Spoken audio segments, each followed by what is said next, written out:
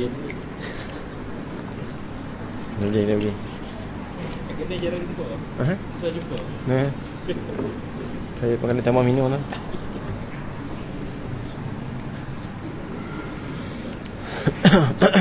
Astaghfirullahalazim. La ilaha illa huwal hayyul qayyum. Astaghfirullahalazim. La ilaha illa huwal hayyul qayyum wa atubu ilayhi. Astaghfirullahalazim. الذي لا إله إلا هو الحي القيوم وأتوب إليه. استغفر الله العظيم الذي لا إله إلا هو الحي القيوم وأتوب إليه. اللهم صل على سيدنا محمد وعلى آله وصحبه وبارك وسلم. اللهم صل على سيدنا محمد وعلى آله وصحبه وبارك وسلم. اللهم صل على سيدنا محمد وعلى آله وصحبه وبارك وسلم. اللهم صل على سيدنا محمد وعلى آله وصحبه وبارك وسلم. بسم الله الرحمن الرحيم. السلام عليكم ورحمة الله تعالى وبركاته. إن الحمد لله نحمده ونستعينه ونستغفره ونتوب إليه ونتوكل عليه. أشهد أن لا إله إلا الله وأشهد أن سيدنا محمدا عبده ورسوله. اللهم صل على سيدنا محمد الفاتح لما أغلق والخاتم لما سبق ناصر الحق بالحق والهادي إلى صراطك المستقيم وعلى آله حق قدره ومقداره العظيم. اللهم صل على سيدنا محمد صلاة تفتح لنا أبواب الرضا والتيسير وتغلق بها عنا أبواب الشر والتعسير. أنت رب المولى نعم المولى ونعم النصير. وعلى آله وصحبه وبارك وسلم.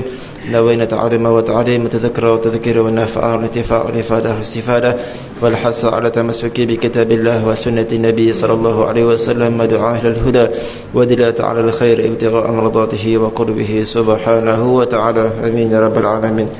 Sama-sama kita berkembali dengan bacaan mulia kita dan juga kita hadiahkan Fatihah kepada junjungan mulia baginda Nabi Muhammad sallallahu alaihi wa alihi wasallam, ada keluarga baginda, isteri-isteri baginda, para sahabat baginda, para tabi'in, para imam mujtahidin, para ulama, para awliya, para atqiya, para sulaha, para mukminin dan juga mukminat, muslimin dan juga muslimat min masyariqil ardi wa magharibiha, wa bil khusus ila imamuna Imam Asy-Syafi'i rahimahullahu taala, dan juga kepada pengarang kitab Idaman Penuntut pada menghuraikan yang kusut Syekh Haji Abdul Ghani bin Haji Yahya rahimahullahu taala, nafa'allahu bihi wa bi'ulumihi fid daraini amin ya rabbal alamin. Al-Fatihah.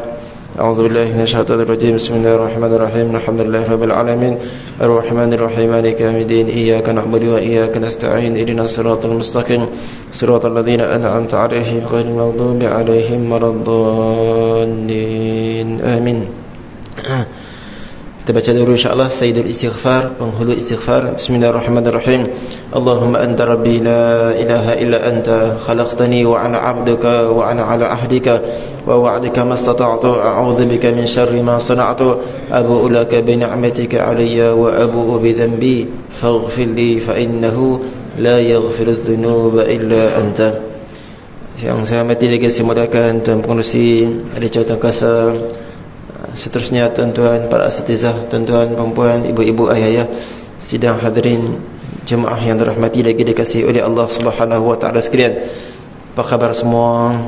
Alhamdulillah, bi ni'matihi tatimmus shalihat. Mudah-mudahan Allah Subhanahu wa taala berkati dan juga merahmati kita pada awal tahun ini insya-Allah.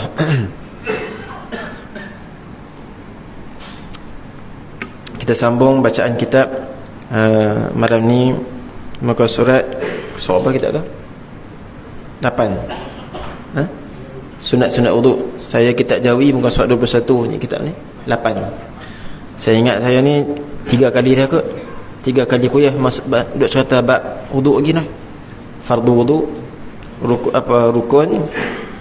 Betul betul tu. Sunat wudu. Ni batal wudu tak masuk lagi.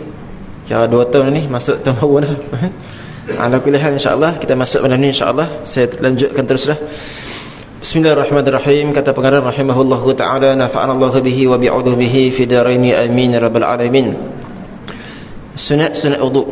Tuan-tuan sekalian, sebelum kita lanjut, sunat wudu ni selain daripada dalam mazhab Imam Syafi'i rahimahullahu taala, selain daripada yang kita buat ni menambahkan pahala, juga kalau kita buat sunat wudu ni, ia telah kita telah buat juga seperti mana wudu dalam mazhab yang lain. Itu untung dia tuan-tuan kan? Jadi buat sunat wudu dalam mazhab Imam Syafi'i rahimahullahu taala, dia telah menepati syarat sah mengikut mazhab yang lain. Saya kita akan sebut contoh mazhab Maliki macam mana ni, ada macam mana. Jadi sunat ni penting. Sebab itu tuan-tuan, dalam bab wuduk ni bukan hanya semata-mata ambil wuduk. Maksudnya bab wuduk ni dia mestilah menyempurnakan wuduk. Contohnya tuan-tuan, Nabi sebut berkaitan dengan apa, Allahumma salli ala sayyidina, berkaitan dengan doa selepas wuduk. Yang mana Nabi sebut barang siapa yang berwuduk kemudian fa ahsan wuduk, dia ambil wuduk dengan sempurna, bukan cincai, bukan ambil wuduk semata-mata, kemudian berdoa lepas mana berwuduk, mesti ada 3 syarat untuk nak bagi terbuka 8 pintu syurga. Nabi kata siapa yang ambil wuduk kemudian dia menyempurnakan wuduk, maka menyempurnakan wuduk termasuk buat benda sunat. Kemudian lepas ambil wuduk dia berdoa, maka akan dibukakan 8 pintu syurga kepadanya, yang dia boleh masuk mana-mana pintu syurga yang dia suka. Maka tuan-tuan, wuduk ni kita ambil banyak lagi daripada sembahyang. Betul tak? Kadang bukan nak sembahyang saja ambil wuduk, kita nak baca Quran. Kadang nak keluar rumah kita ambil wuduk. Jadi sunat ni tak semestinya masa nak untuk sembahyang saja, ambil wuduk untuk solat saja. Setiap kali kita ambil wuduk, maka sunat ni boleh dilakukan. Jadi tuan-tuan, begitu juga sembahyang. Allah Ta'ala tak suruh kita solat semata-mata, tapi Nabi kata ramai yang ada is-salah, ramai yang solat, tapi tak ramai yang mendirikan solat. Sebab dalam Quran Allah sebut apa tuan? Allah tak sebut ada is-salah, sembahyang, tapi Allah sebut apa? Iqamis salah, hendaklah kamu mendirikan sembahyang. Jadi bila mendirikan sembahyang mesti ada 3. Mesti buat dengan betul, dengan rukun dia, mesti ada ikut syarat dia sebelum sembahyang, mesti kenal dengan rukun dia masa dalam sembahyang, mesti buat adab dan juga benda-benda sunat dalam sembahyang. Tu barulah menepati maksud firman Allah Ta'ala iqamis salah, mendirikan sembahyang. Maka tuan-tuan, dalam bab sunat wuduk ni pun, ketika dahulu datang guru kami Habib Hasan Kaf, beliau senaraikan sampai 260 sunat-sunat wuduk, banyak. Jadi dia, para ulama cukup ambil perhatian dengan perkara-perkara sunat ni. Hatta dalam sembahyang kita akan tengok contohnya masa tasyahud. Masa tasyahud sunat, masa kita sebut asyhadu an la ilaha illallah, jari telunjuk diangkat ketika mana perkataan illa, hamzah tu, illallah, wa anna muhammadar rasulullah, ni kemudian ibu jari pula diangkat. Dan sunat pula tuan, ibu jarinya apa? Diletakkan di mana? Di ruas yang pertama, jari tunjuk bawah sekali ni. Kata guru saya Syekh Taha Hamadi daripada Yaman, bila kita bab sunat ni, ada sampai para fuqaha betul-betul nak ikut sunat dan juga sunnah ini, kadang-kadang tangan mereka ni terbiasa lah, ibu jari ni letak di ruas yang kedua ataupun keras lah. Jadi masa tasyahud tu angkat, tarik, gunakan jari, tangan kiri ni tarik turun bawah. Nak bagi letak di ruas yang pertama. Kenapa tuan-tuan? Ini bukan kerana apa ni, menunjukkan bahawasanya mereka betul-betul nak jaga sunnah Nabi kita sallallahu alaihi wasallam. Jadi tuan-tuan, kita ambil wuduk selalu banyak. Maka mudah-mudahan sebahagian apa yang kita bincangkan ataupun semuanya insya-Allah dapat kita amalkan. Yang pertama, membaca bismillahirrahmanirrahim full. Adapun dalam bab masuk tandas kita bincang sebelum ni, hanya baca bismillah saja. Boleh? Pasal apa tuan? Kenapa wuduk baca full bismillahirrahmanirrahim? Kenapa nak masuk tandas cukup bismillah saja? Jangan baca full. Ingat ke tak alasan dia kenapa? Nak kena buat ujian ni. Ingat tuan. Ar-Rahman Ar-Rahim, kerana sifat Allah Subhanahu wa taala yang Maha Pengasih, yang Maha Pemurah. Maka tandas itu tempat syaitan berteduh, tempat yang dilaknat, syaitan situ. Maka bila dilaknat, sifat marah. Dengan Ar-Rahman penyayang, jadi penyayang dengan pemarah duduk satu keadaan tak sesuai. Maka cukup dengan bismillah saja, sebab dia sebelum masuk tandas. Tapi kebanyakan tempat wuduk dia di luar daripada tandas. Zaman sekarang ni Ustaz, satu tandas package, ada mangkuk tandas, ada tempat ambil wuduk. Maka ulama mutaakhirin kira macam mana? Yang nak ambil paip tu masuk kira masa berwuduk lah. Jadi masa duduk atas mangkuk dikira tandas. Ala kulli hal, bismillah ni dalam tandas taklah dijahar, taklah dikuatkan. Tu kena beza tuan-tuan. Bismillahirrahmanirrahim masa wudu baca full. Masa nak masuk tandas cukup bismillah saja. Kan? Sama macam kita cerita sebelum ni, apa Nabi kata, bila kamu nak marah, kemudian jangan kamu sebut ta'isa syaitan, celaka syaitan, tapi sebutlah bismillah, cukup. Tak payah sebut bismillahirrahmanirrahim marah. Kerana marah macam tadi juga, keadaan marah, bismillah tersebut dia tak bersama. Ni penyayang, ni pemarah. Maka cukup masa marah tadi tu bismillah saja, supaya bismillah tadi tu menjadi marah kita kerana Allah Subhanahu wa taala. Membaca bismillahirrahmanirrahim waktu hendak memulakan basuh tapak tangan. Sunat membaca a'udzubillahi minasyaitonirrajim lebih dahulu. Setiap ibadah tuan-tuan yang kita nak mulakan, sunat dimulakan dengan a'udzubillahi minasyaitonirrajim, terutamanya ketika mana nak baca Quran, kata Imam An-Nawawi. Kerana nak baca Quran ni berat. Syaitan tu kuat sangat, general hantar. Dia tak bagi kita baca Quran.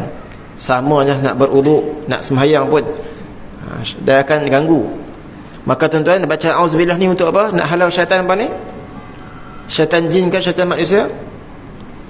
Syaitan jin.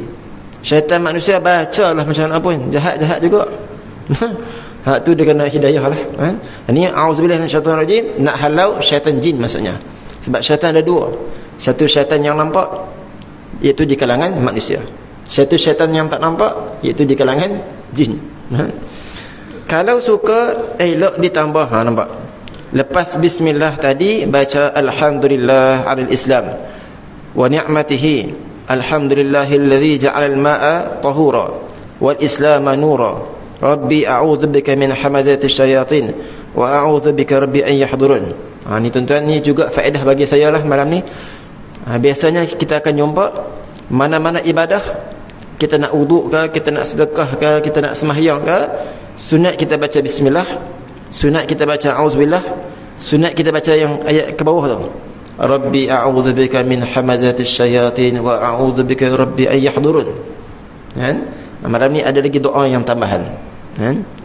Tuan-tuan, tu boleh tambah lah insya-Allah nah, kalau suka kata pengarang. Artinya segala puji bagi Allah Ta'ala, alhamdulillah ni, segala puji.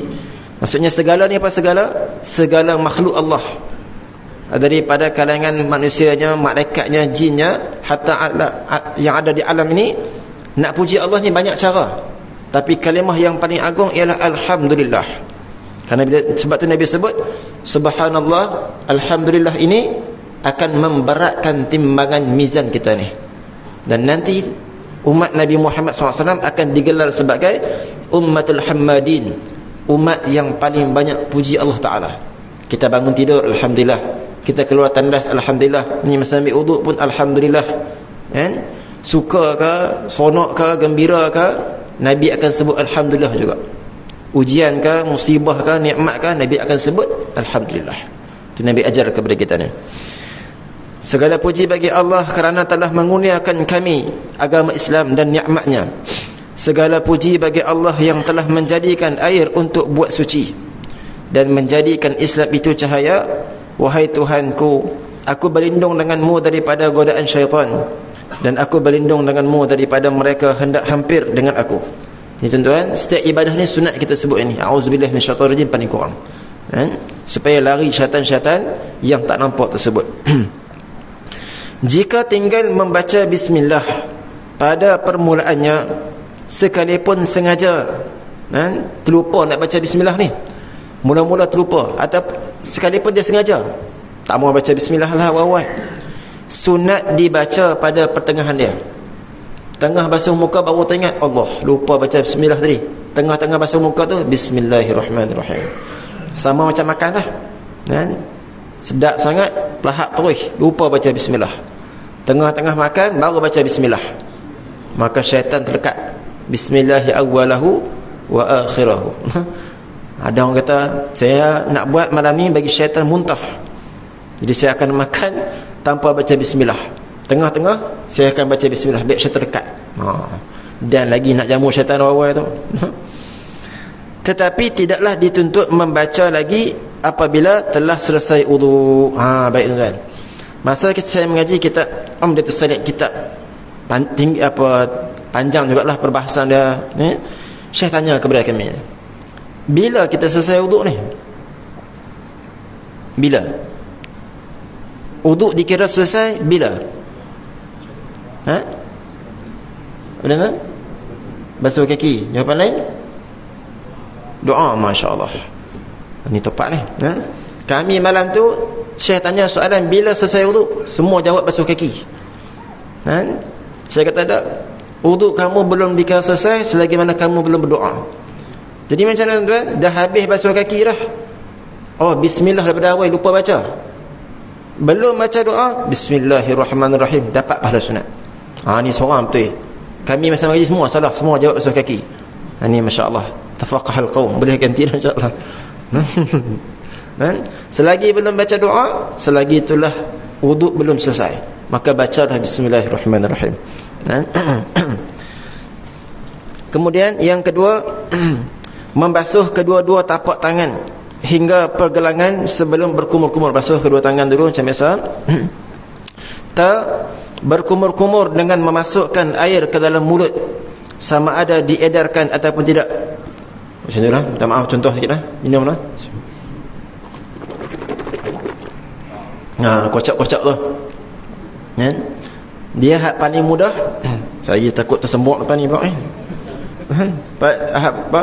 Dia ada hak wuduk berkumur-kumur ni tahap bawah, iaitu kumur aja, tanpa kocak-kocak. Tapi kumur dengan kocak-kocak lebih banyak pahala lagi lah. Saya tak nak buat lebih-lebih kan, takut teluh depan ni. Jenuh ganti pula lagi. Tu lega minum tu. Tu contoh tu kan, penting. Tu minum tu. Yang eloknya diedarkan kemudian diluahkan. Itu cara yang afdalnya, maksudnya yang menambahkan pahala lagi. Praktik, insya-Allah praktik. Jadi tuan-tuan, masa mengaji dulu ni disebutkan hadis bahawasanya Nabi akan berwuduk menggunakan satu mud. Mud ni lebih kurang sebotol ni lah, 550 ml. Ni kalau nanti megak kita pergi umrah dan sebagainya, suruh dia beli mud tadi tu, cupak Nabi.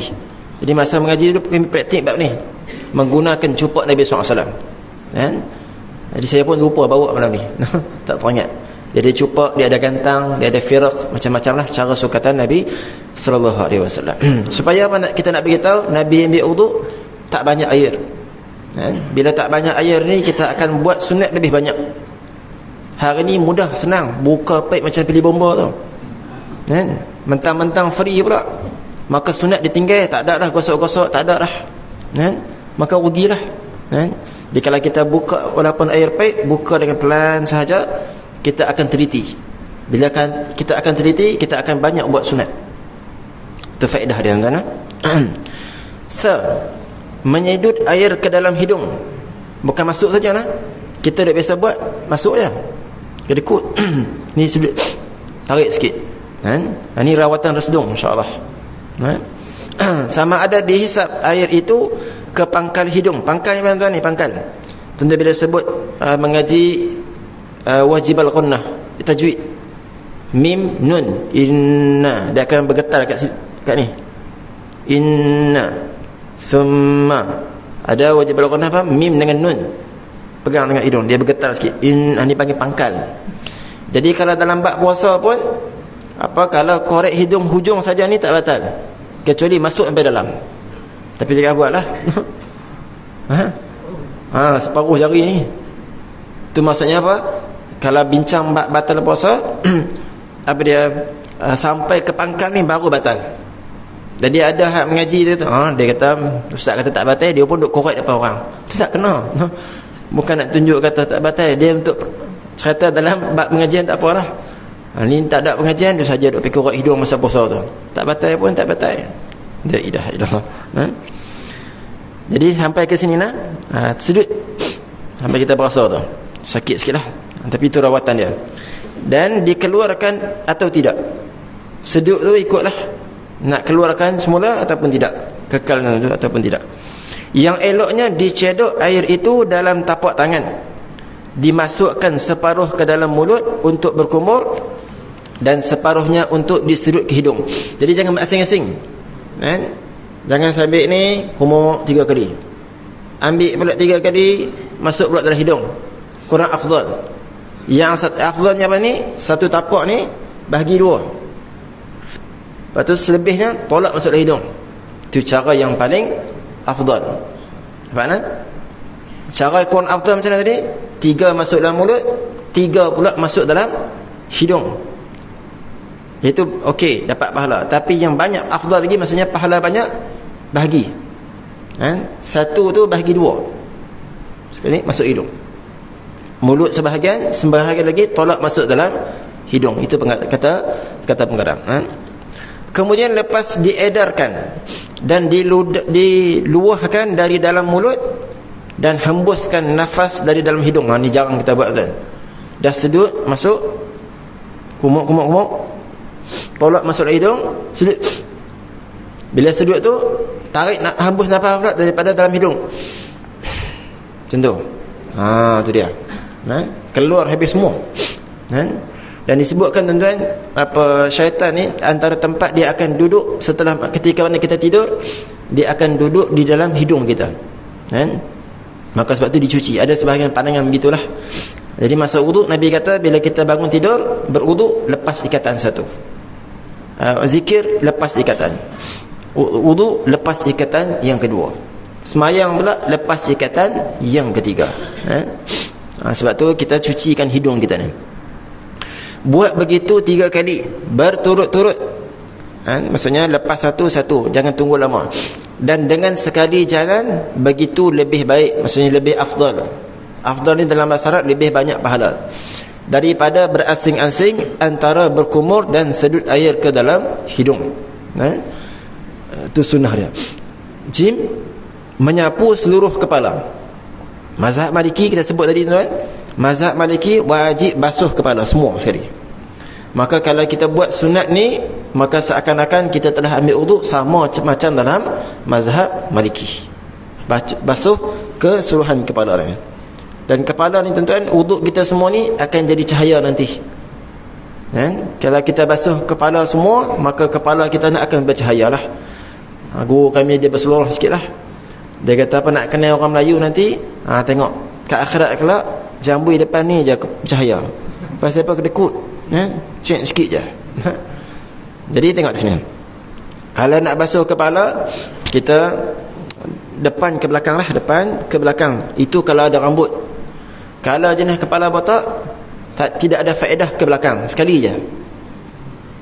Itu sunat dia macam tu. Buatlah macam mana pun, janji kenal semua, kata Syekh. Itu ada beza orang yang ada rambut dengan orang yang kepala botak. Sekiranya orang yang berwuduk itu memakai serban atau songkok atau sebagainya, kepiah ke sebagainya, tanjak ke, dan ia tidak berkehendak membuka benda-benda itu setelah disapu sebahagian sedikit daripada kepalanya. Macam saya ni contoh, saya pakai serban, saya tolak sikit, saya malas nak cabut ni takut terkeluar habis serban, sapu sikit, tutup balik. Kemudian saya ambil kepala ni, basuhkan air ke atas kepala saya ni.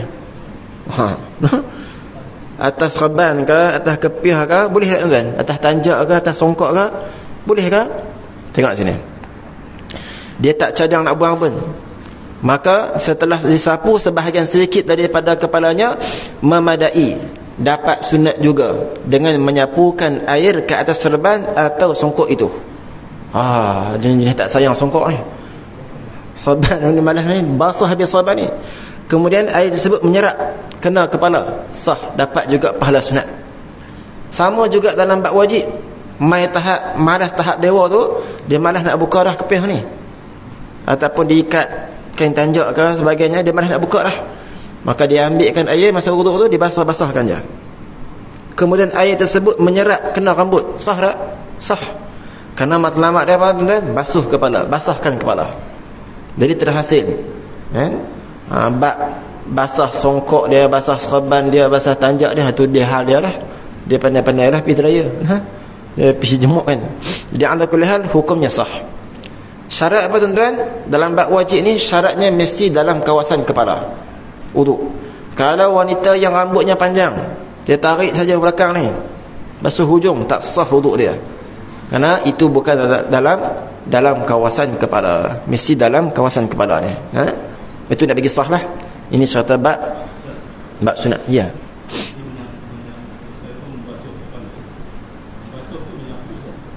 Baik. Ini soalan yang baik ni. Baik. Kalau dalam Quran Allah SWT faghsilu wujuhakum. Basuhkan muka wamsahu bi ru'usikum. Kemudian sapukan kepala kamu. Yang maksudnya apa sini? Sapulah. Kan? Tapi tuan-tuan, saya tengok ada satu video tu, dia kata apa? Tuan-tuan cuba perhatikan. Quran sebut apa? Wamsahu bi ru'usikum, dan basuhlah sebahagian daripada kalian. Basuhlah sebahagian daripada kepala kalian. Jadi siapa yang sapulah. Jadi siapa yang basuh kepala, maka dia telah lawan Quran dan uduknya tidak sah. Itu dia. Macam mana kita nak jawab anda? Kalau macam ni maksudnya sapulah. Sapu keseluruhan kepala. Ni kalau kita basuh pula ni. Quran suruh sapu. Jadi sapu dengan basuh, mana lebih banyak lagi? Basuhlah. Maka bila basuh, yang pertama kita dah dapat pahala sunat dan tak dikiralah melawan Quran. Dan kita sebut tadi, kita telah uduk seperti mana dalam mazhab Maliki rahimahullahu ta'ala. Di soalan tadi apa?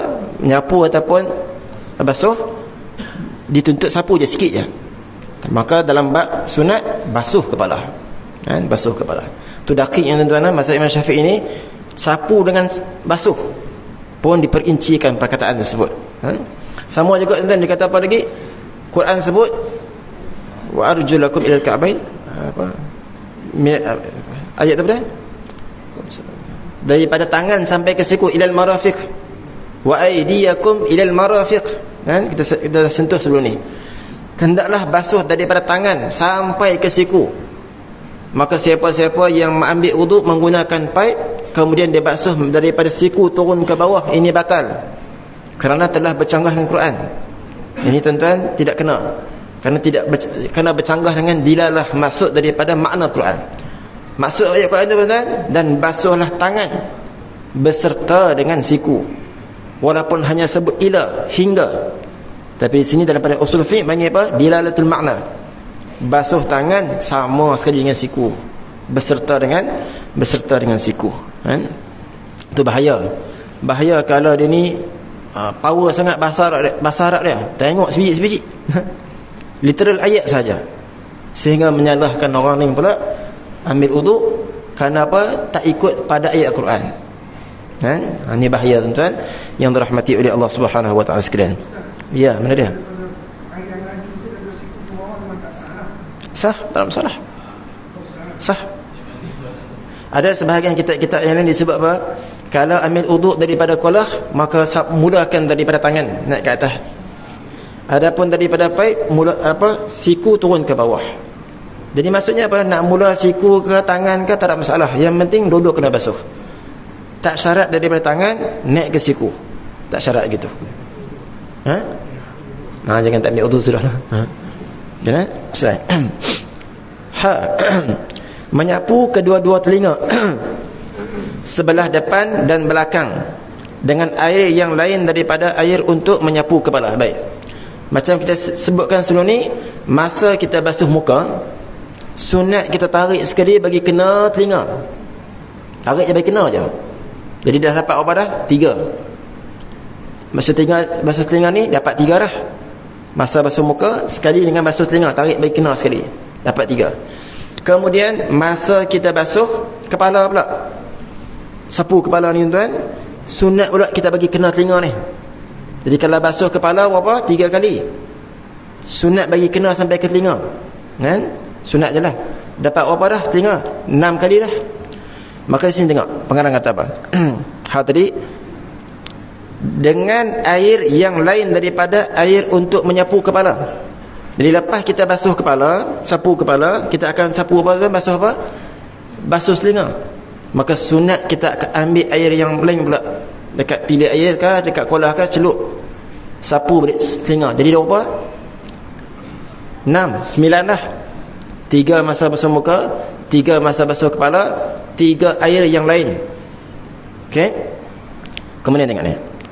Caranya iaitu memasukkan kedua-dua ruas jari telunjuk ke dalam lubang telinga, dua-dua sekali, jangan sebelah-sebelah, dua-dua sekali, dan diedarkan pusing jari itu atas lipatan telinga. Lipat-lipat ni pusing semua ni.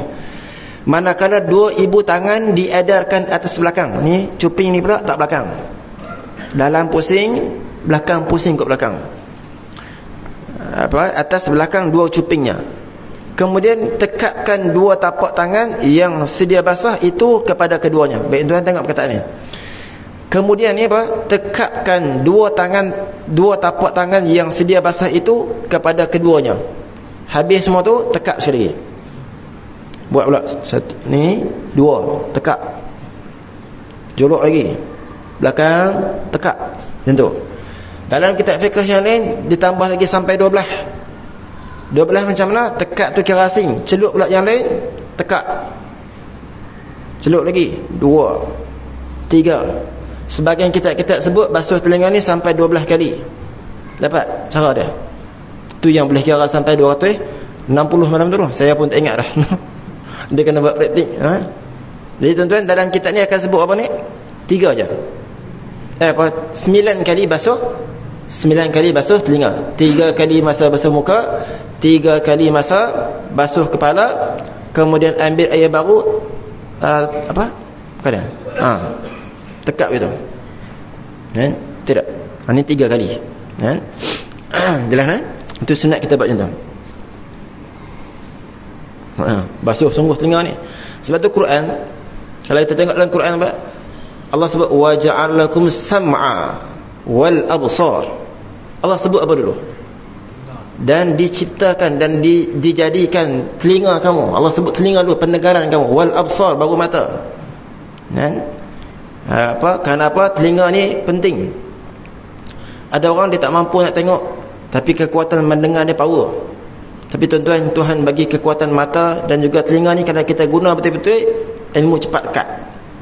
Tapi sekarang jadi macam mana? Mata salah guna, telinga salah guna, masuk benda-benda yang tak elok, maka ilmu dia keluar, dia tapis lah. Dah masuk benda kotor, ilmu yang baik, benda baik tersebut dia tak boleh masuk banyak.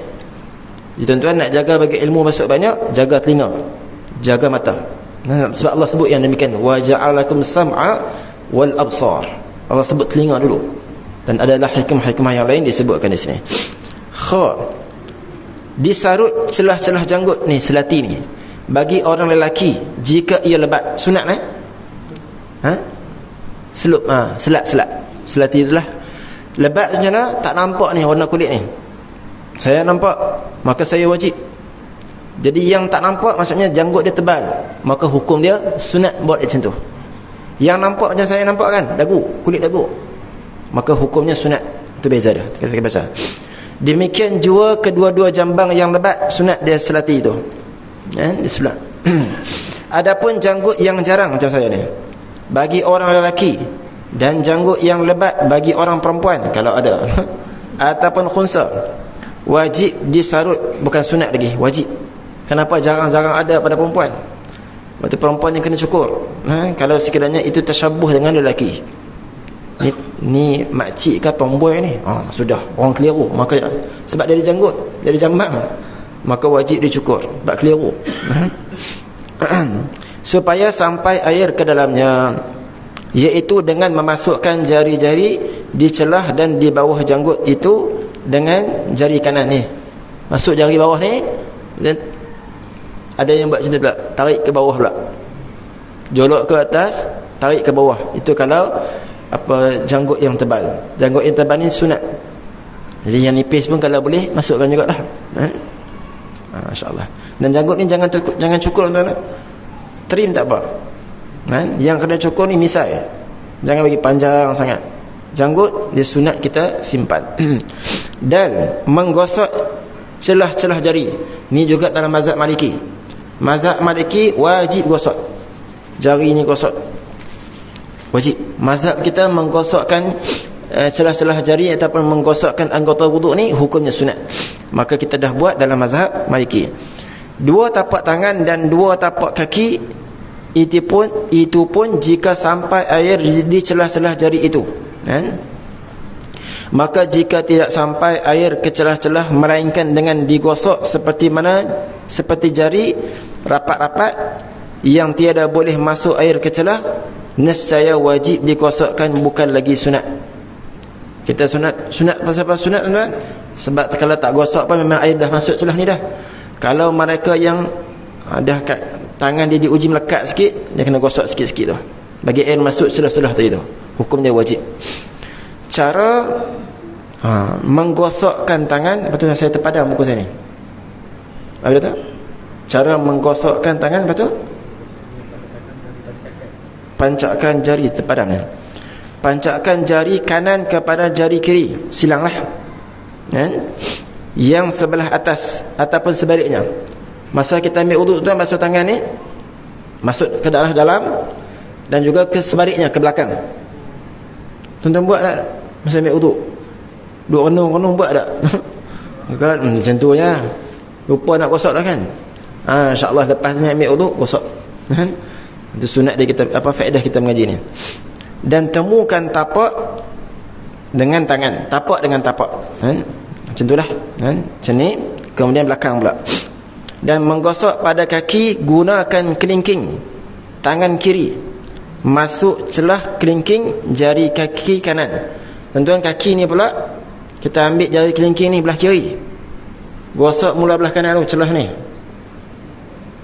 Masa dulu mengaji, Syekh suruh praktik. Kali pertama praktik tuan-tuan, guna kelingking ni, jatuh tergolek pun ada. Pasal apa? Tak pernah duduk, tak pernah buat. Semua misua kaki je. Tak ada gosok dah. Gosok pun tak buat, apatah lagi masuk dalam kelingking ni. Dulu kena praktik. Ada yang jatuh tergolek. Pasal tak pernah buat. Tuan-tuan, kita nak basuh kaki kanan, tapi tetap juga menggunakan kelingking kaki jari kiri ni. Belah kiri ni.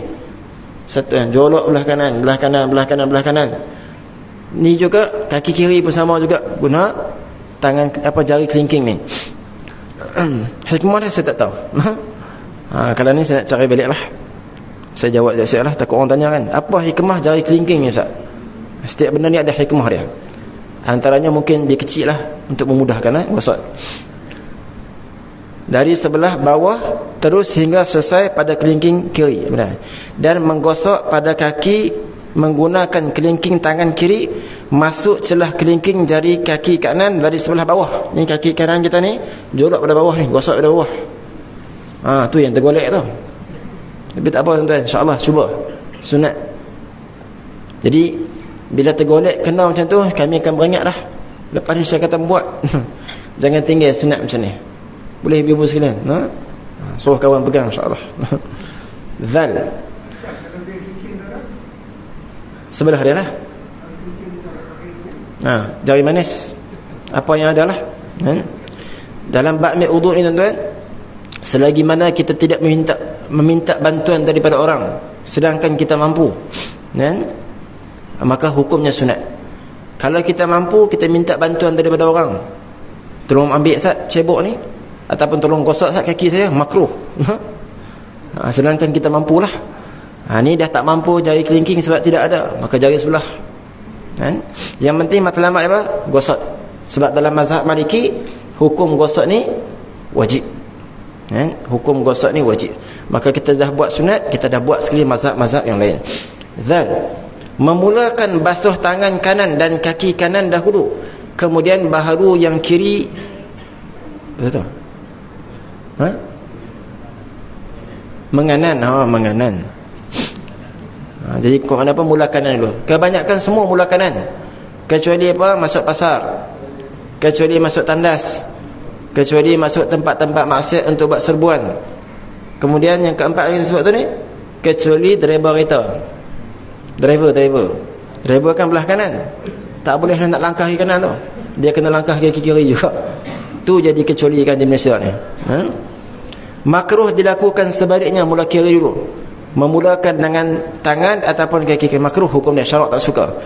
Demikian juga makruh dibasuh serentak, meskipun ia lebih senang pada seseorang, kerana memandang kepada soal pokok, iaitu asalnya membasuh tangan dan kaki dengan serentak lebih susah daripada membasuh satu demi satu. Jadi kaki tuan-tuan, basuh sebelah-sebelah kanan dulu, baru kiri. Muka tak, walaupun ada pipi kanan pipi kiri tak.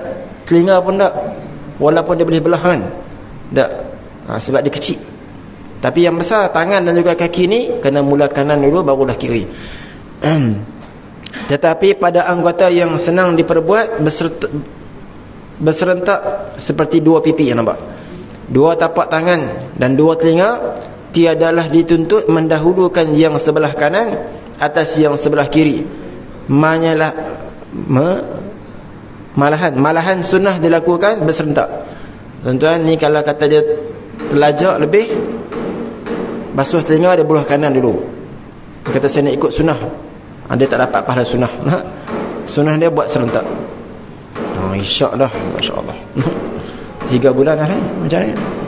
Masuk tahun baru dah macam azan dah. Masya Allah. Nak kemat dah.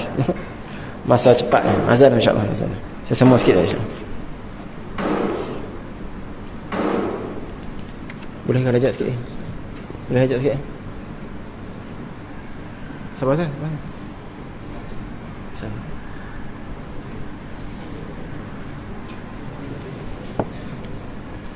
Tu nak habis ni.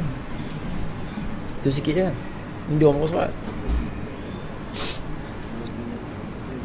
2 turn macam ni.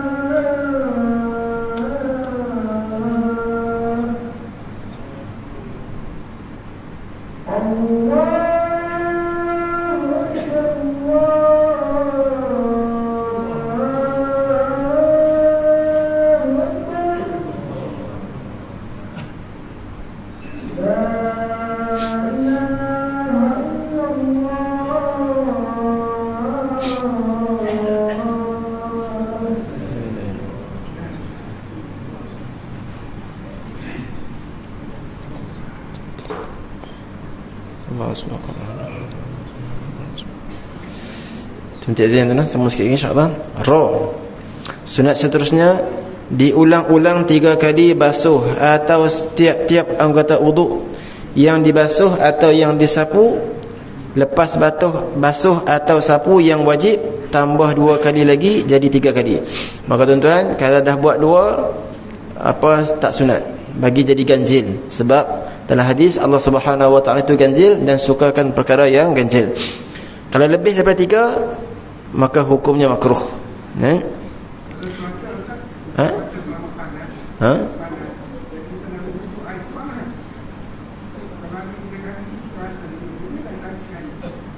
Boleh, tak ada masalah. Ha. Jadi apa dalam bab air musyammas ni tuan-tuan, makruh kalau sekiranya kita ambil air yang dijemur di bawah cahaya matahari direct terus. Sekarang ni kita buka paip panas, dia bukan direct daripada cahaya matahari. Yang dalam kitab fiqh tu musyammas memang direct daripada matahari, air duduk bawah, tak ada lindung apa, direct terus. Itu hukumnya makruh. Jadi kalau kita buka heater dia panas juga, suam-suam sikit, itu tak termasuk dalam arti kata air musyammas tadi tu. Kalau sejuk pula sejuk sebab tu Nabi kata apa ni, perkara yang meninggikan darjat kita dan diampunkan dosa kita, isbaghul wudu' al makarih, kita menyempurnakan wudu' dalam keadaan kita tak suka, sejuk tak suka, tapi buat agak 3 kali. Ni tinggikan darjat, dan juga diampunkan dosa kita ni. Jadi orang di Cameron ke Genting ke sejuk-sejuk ni, pahala mereka banyak lah kot, insyaAllah, sebab sejuk kan. Apa dia tuan? Dan memadai berulang itu pada air lalu atau mengalir dengan 3 kali. Baik, kalau kita buka paip, apa contohnya air terjun ke paip ke, air tu lalu, kita gosok 1, 2, 3, kira dapat sunnah 3 kali. Kalau air tersebut tidak mengalir macamnya kolah, maka kita buat 3 kali, ambil 3, 1, 2, kita kena ambil. Tapi kalau yang air lalu, terjun ke air paip ke, dia lalu, kita gosok 3 kali, maka dapat pahala sunnah. Tapi tolonglah jangan bazirkanlah, insyaAllah sikit-sikit jimatkan air walaupun free. Jangan sampai pihak surau cah lepas ni, siapa ambil uduk RM1 kerana pembaziran yang begitu banyak. Dan pada air tenang dengan digerakkan 3 kali gerak, macam dalam kulah tadi kita sebut. Makruh diperbuat lebih daripada 3 kali atau kurang daripadanya, makruh hukumnya. Maksudnya 2 kali makruh. Kalau 1 dapat pahala. Jadi jangan ambil yang genap. Jadi genap hukumnya makruh, ataupun lebih 4 dan sebagainya. Kecuali kerana waktu sudah suntuk, kiranya diulang 3 kali, nescaya waktu habis. Ni kerana fiqh alawiyatnya, waktu tak sempat dan sebagainya, jangan buat 3 kali, cukup sekali sudah. Ketika itu tidaklah dituntut diulang 3 kali. Zaid, berturut-turut mualah. Jadi orang yang uzur, dia diuji dengan angin keluar kentut, ataupun baul, air kencingnya meleleh. Orang macam ni tuan-tuan, lepas basuh anggota yang pertama, wajib basuh yang kedua, wajib. Orang istihadah, ada perempuan istihadah, kita yang sihat ni sunat, lepas kita basuh anggota yang pertama, selagi belum kering yang pertama ni, terus basuh tangan. Adapun yang uzur tadi, 3 kumpulan tadi, maka mereka wajib basuh, wajib buat secara berturut-turut. Boleh ke berapa minit iaitu setelah selesai membuat satu perkara, terus buat perkara yang berikutan dengan tiada berselang masa yang lama. Umpama telah selesai membasuh muka, tidak lama sekira-kiranya belum kering air basuh muka itu, terus membasuh tangan. Demikianlah seterusnya pada anggota yang lain sehingga akhir anggota uduk. Dan demikian jua dilakukan antara basuhan yang pertama dengan basuh yang kedua dan yang ketiga pun direct. Difaham daripada hukum berturut-turut itu sunnah, maka jika seseorang tidak mengerjakan dengan berturut-turut, seperti ia membasuh muka, kemudian ia berhenti beberapa lama, baru membasuh tangan, ambil uduk, basuh muka dekat surah An-Nur, basuh kaki dekat Masjid Negeri, sah tak? Sah kan? Sah. Tapi dia tak dapat pahala sunat, tak dapat pahala berturut-turut. Dan seterusnya pada anggota yang lain. Nak habis ni, dengan niat sambung, hukumnya sah uduknya, selagi ia belum melakukan perkara-perkara yang membatalkan uduk dalam masa berhenti itu. Hukum berturut-turut itu sunat ialah pada orang yang tiada berpenyakit buasir, Besir, atau disebut sahibul darurah. Ini senang. Atau atau perempuan yang sentiasa keluar darah penyakit, darah istihadah, lain daripada haid yang disebut sahibud darurah. Macam tadilah, selalu kentut, keluar angin, apa air kencing tak lawas, ataupun perempuan yang darah istihadah. Adapun sahibud darurah, wajib atasnya melakukan dengan berturut-turut kerana mengurangkan baki hadas yang keluar. Banyak hadas yang keluar. Sin, melebihkan basuh muka daripada had yang wajib yang disebut ghurrah. Ghurrah tuan-tuan, gigi rambut sampailah ke dagu. Maka sunat kita sapu lebih sikit. Sapu lebih namanya ghurrah. Telinga kanan sampai ke telinga ni wajib. Gigi rambut sampai ke dagu hukumnya wajib. Maka sunat kita basuh lebih, namanya ghurrah. Dan melebihkan basuh tangan dan kaki daripada had yang wajib yang disebut tahjil. Ni tangan sampai ke siku wajib, sunat bagi terlebih. Sama juga kaki. Shin, menghadap kiblat jika boleh, jika mampu. Sad, membaca asyhadu an la ilaha illallah wahdahu la syarikalah wa asyhadu anna muhammadan abduhu wa rasuluh. Allahumma ja'alni minat tawwabin wa ja'alni minal mutatahhirin wa ja'alni min ibadikas salihin. Dalam keadaan tangan angkat tinggi, kepala mendongak ke langit, menghadap kiblat. Kalau terlupa doanya pun, mengucap lepas wuduk pun dikira. Panjang doa ni Ustaz, saya mengucap pun dikira wuduk. Tu jangan sampai tahap malas macam tu lah. Pendek je insya-Allah doa ni. Dan yang terakhir, lega semua. Menutup aurat jika berwuduk itu dalam bilik air. Tidak ada nas menyatakan haram berwuduk dengan bertelanjang. Tidak masalah, sah wuduk dia. Dari itu menyalahi yang utama. Cumanya khilaful aula. Ambil wuduk dalam keadaan terbuka aurat ataupun bertelanjang, khilaful aula. Yang utamanya tutup aurat jika dilakukan dengan tiada bersebab. Itu dia. Minta maaf tuan-tuan, belajar sikit malam ni, habislah tajuk wuduk ni. Masuk tahun baru lah, nampak macam mana. Jadi insya-Allah tu pun tak habis bab wuduk ni. Bab pembatal wuduk pula insya-Allah nanti panjang umur kita sambung balik. Yang baik datang daripada Allah Taala, mudah-mudahan ya.